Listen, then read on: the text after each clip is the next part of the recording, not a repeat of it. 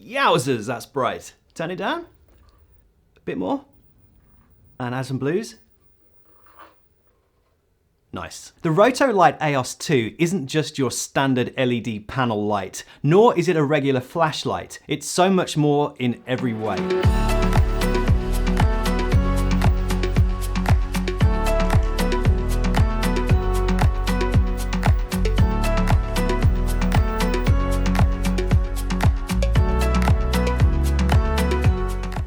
Now, I've had my eye on the Rotolight AEOS version 1 for quite a number of years. Ever since I attended the photography show at the NEC in Birmingham 5 years ago, I wanted one, badly. They just look so appealing, that lovely round panel of powerful LEDs, flicker-free continuous light, ultra portable, perfect for both video and stills photography. Well, with the release of the Rotolight AEOS 2 earlier this year, this is now easily the most useful and impressive light in my collection of lighting equipment. And now with the latest release of the new firmware update 2.01, plus the long-awaited Android and iOS app, which lets you control this light from your phone, it is even more impressive and appealing. So let's look at why this light is so good. Firstly, this LED light does what no other light panel does, and that is high-speed RGB flash photography up to 8,000th of a second. Paired up with the Electron Skyport transmitter or a third-party flash receiver like the Godox X1T with a PC sync cable, you can get up to 100,000 full-power flashes on a single charge. Honestly, who the heck is going to test to authenticate that? Not me. But what this means in the real world is that you can probably go quite a few professional photo shoot sessions without worrying about losing power when in flash mode. The AEOS 2 also lets you flash in a huge palette of colors from 2,500 filters from Lee and Roscoe to choose from. So no need to mess around with attaching gels anymore. The flash output is also greater than the maximum output you get in continuous light mode, where the light is drawing 120 watts of power. However, when in flash mode, the wattage is increased momentarily to 240 watts to carefully overcharge the LEDs, and according to Rotolight, produces one extra stop of power. In my real world tests, I've only been able to produce between half and 2/3 of a stop, depending on where you set your Kelvin white balance. So I don't think this is exact science, but still the extra boost of power is very handy for outdoor situations when competing with the sun. And speaking of the sun, how does this light perform in sunny conditions? Well, let's not beat around the bush. This light is not going to overpower the sun like a big 600 watt studio light is.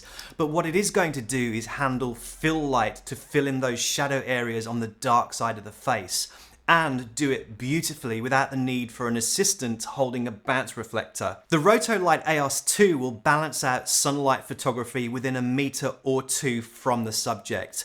Obviously, this is not going to be useful for group shots where the light needs to be set further back, but for solo portraits, this is your guy. Which brings me on to the topic of softboxes. Because of the layout of the LEDs in this round formation, the light produced from the Rotolight is naturally quite soft. Not as soft as attaching a softbox is, but of course we're talking about ultra portability here. This light is designed for on-the-go portable photography and videography. The fact that you can produce pleasing fall-off of light without the need to carry an extra softbox is hugely appealing. And we don't always want super soft light anyway.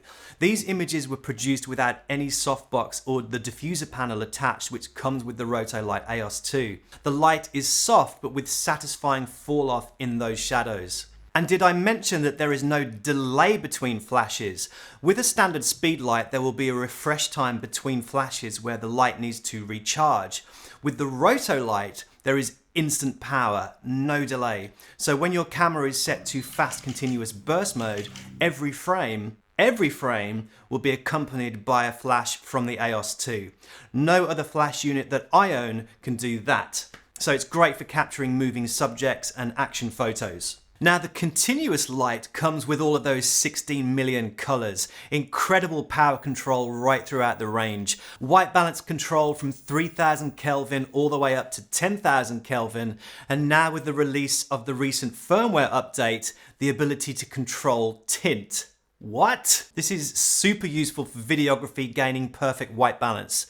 You have at your fingertips all of the 2500 filter colors, and this can all be achieved from this very impressive touchscreen. I must say, even a non-professional who knows little about lighting could navigate around this interface. The sliders give you instant control over power output and Kelvin range, and if you need more precise control, then the physical knobs can achieve this. In HSL mode, the sliders will give you full control over hue output and the saturation of that color. There is no color that this light can't achieve. Any button that has a triangle will have a secondary function. This touchscreen is great, it's very responsive, but ergonomically not in the best position to control when you're set up on a tripod and in positions for shoots like portraits where you're in that 45-degree angle. The battery just gets in the way and you just can't see what you're doing. This is where the new Android and iOS app comes into play. The app allows you to control the light exactly like using the touchscreen, but instead remotely from your phone. Very useful for those hard to reach places or where you don't have an assistant to help change the settings. Other physical elements of the AEOS 2, it's pretty well built. Nice and sturdy metal handles, plasticky in places, but this helps to keep the weight down, which without the battery is lighter than a 13-inch MacBook Pro, so it's very appealing for location shoots. The dials have a nice ratcheted action and push feature, and of course the screen is very bright and responsive. A minor flaw is the position of the on-off switch. You need a confident push action to turn it on and off, which means that you'll probably need two hands in order to do that. One hand to steady it. And in the dark, it can be pretty tricky to locate. I think a better switch would have been a regular flick switch on the side towards the bottom for when the light is positioned high. There are fans which kick in when the continuous light has been on for a while, but they aren't overly loud. Here's a little demo of how loud the fans get. So this is a test for the fans. We're at 100% power, 4600 Kelvin, which is the maximum brightness across the entire range of LEDs, and the fan has just kicked in now. This wouldn't bother me too much when filming. In fact, the new firmware update has the ability to control the fan when shooting videography. Battery that comes with the AEOS 2, their own V-Lock mounted unit, which takes around a couple of hours to charge. Pretty standard, and you get those 100,000 flashes, and the continuous light mode at full power and 4600 Kelvin, you'll get around an hour's worth of light. But again, the fans will kick in after a while. So who is this light for? Well, perhaps the question should be, who is it not for? There are a huge number of applications where this light would come in very handy. Personally, I would use this light on location photo shoots, especially when I had no assistant to help me. Because of the lightweight slimline design and the no need for a softbox, windier conditions would be a lot more manageable. I would use the light for filming talking headshots for my YouTube channel, definitely action photography where I can utilize the instant no refresh output and high-speed sync. The applications for short films or feature films where the special effects can really add a touch of professionalism to your content. The quality of the light that comes off of the Rotolight AEOS 2 is first class too. With a TLC rating of 99 out of 100, this is the Television Lighting Consistency Index. These scores are exceptional. But the RGB flash and continuous light function of the AEOS 2 is where this light really shines. I would use this light for color accents, kicker lights, just like I'm using now on the side of my face, lighting a room for a specific ambiance, and adding fill light. Really, the usefulness of this light is endless and a real professional addition to any lighting equipment lineup. Having the ability to recall your favorite lighting scenarios with the memory buttons will get you faster results too. And solo portraits, the light is so nice and even with lovely fall off and no hot spots, even without diffusing, creating dramatic images like these beauties.